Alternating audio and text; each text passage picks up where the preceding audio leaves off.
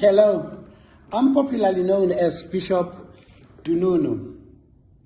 I think I'm very much honored today to be part of this amazing event that was put together by my protégé Alex.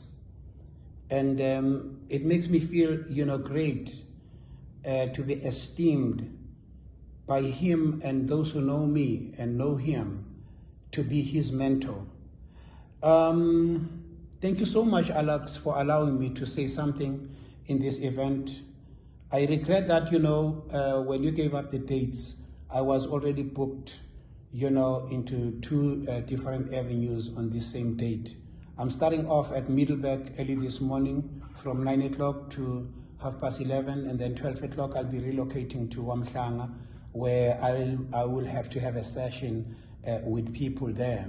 So I'm highly scheduled, and I have that serious congestion that denied me this opportunity to be part of this great event. Now, however, let me explain to the people, how did it happen that you became my protégé and I became your mentor? This started, way back, with my personal life as a professional and competent counselor with a master's degree. It has always been a passion, in me to serve, with integrity. And that calls upon, hard working. And there is something that came in during, their attitude. This thing of one day when we are transitioned to heaven, we are told that, when we arrive at the throne of judgment of Jesus the Christ, people will be rewarded, for what they have done on planet Earth, and also will be awarded for the excellency of their servitude. So, I pondered about, the excellent part of it. There is this group that will be rewarded but not be awarded in heaven. So I wanted, to push myself into this group that will be awarded. So I said to myself, okay, if you have to be awarded in heaven, you have to show excellency in whatever you do. So I started there saying, okay, I want to pursue this. I know it will go with a price, and the price that I have to pay will be, becoming self-discipline, self-control, and self-responsible in all my actions and behaviors. So I started with, and I knew in my heart that should I follow that approach, it will show also, respect to my clients, because I will not render, lay perspective, a solution phase. I will bring, intellectual, a solution phase to my clients. So I endeavored, research in everything that has to do with solution phase for my clients. And I remember, when I wanted to pursue this word love. What is love? Is there anybody who can define love for me? Because when my clients comes in, for counseling, it's all about love, and the challenges they have hinge around the word love. So I wanted to know, what is actually love? And that's where I started to pursue schools of thoughts, different schools of thought, to find the truth, actually the etymology of love and the authenticity. Okay, so I ventured into schools of thoughts. I think I ventured into 4 of them. The first one being psychology. And in psychology, because I did part of psychology as my vocation, and I was always interested, in following the works of Sigmund Freud and B.F. Skinner. Now, B.F. Skinner and Sigmund Freud are the fathers of psychology. When we talk, about nobility, and when we talk about elders and fathers of psychology, we talk about those 2 guys. Now, when I have satisfied myself in researching their concepts, I relocated, to physics, because physics, physics spare, a lot of, original information that can help us, or rather that will actually influence, that has influenced our makeup. So in physics, I found this guy called Jim Al-Khalil. Jim Al-Khalil was a theoretical a physicist who also was an author of science. The author of science writer. Yeah, he authored books in science. He was a science writer. Yeah, Jim Al-Khalil. Now, Jim Al-Khalil says, about love, when he tried to define, love, he says love is a chemistry.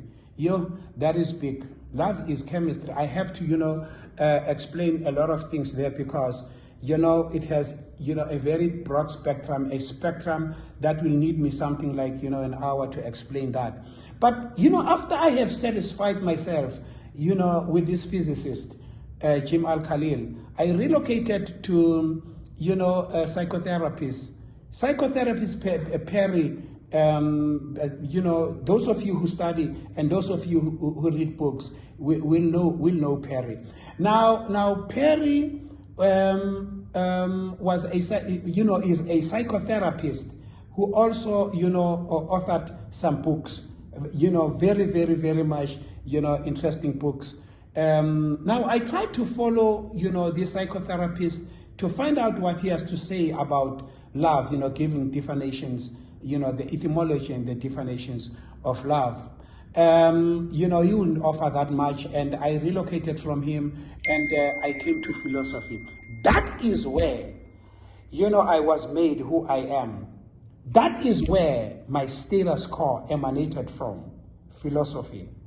In philosophy,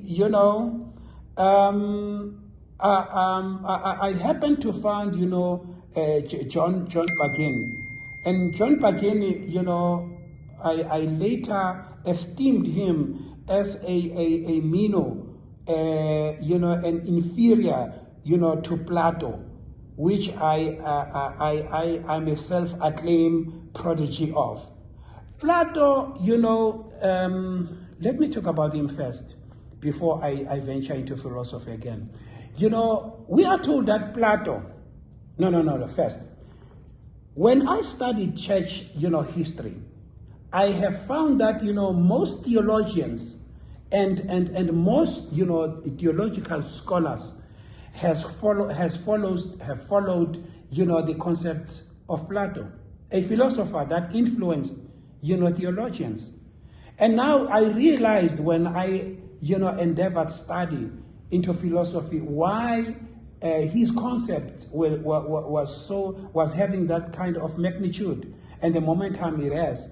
So I started following Plato, and Plato is actually a protege of Socrates, because Socrates was mentoring him before Plato himself became a mentor of Aristotle, who became his protege, and later Aristotle also became a mentor of Alexander the Great. Yeah, that's how they have their derivations. But now let me talk about how I adhered myself, to Plato and having been embraced by his concept. Plato, when Plato tried to define love, he came with something that is very profound, that we call esoteric information. Esoteric information needs you to be initiated into some kind of information before you may understand the real information. So, esoteric information is information for the knowledgeable, those who know. You don't just jump from lay perspective into esoteric. No, you won't understand a thing. Now, Plato says, when he tries to define love, he says, deception is the father of love, and love is the son of deception. And he further says, deception is the father of love, and love is the son of deception, the father of illusion. And illusion is the grandson of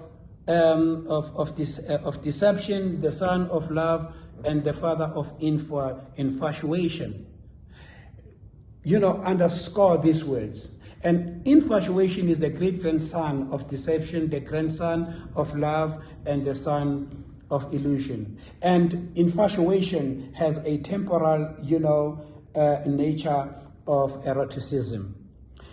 Look, what I told you now, you won't understand until, again, I sit down and explain you these things. But that's philosophy. Philosophy is about, reasoning, about thinking, about rationalizing things.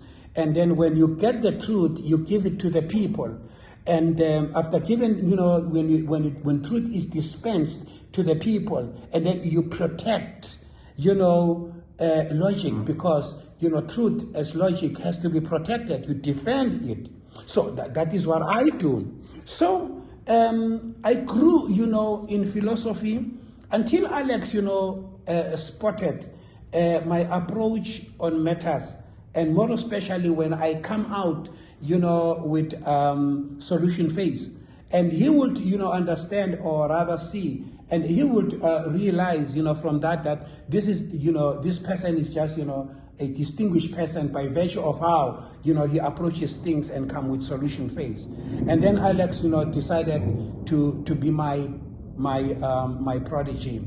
There are teachings that I brought into the theological realm that actually is part of what caught Alex, like the teaching of blood chemistry. I believe I'm the first theologian who came up with the blood chemistry, because I endeavored a very deep research and I came up with blood chemistry.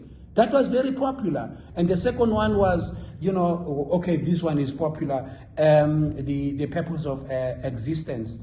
Why are we living and what are we living for?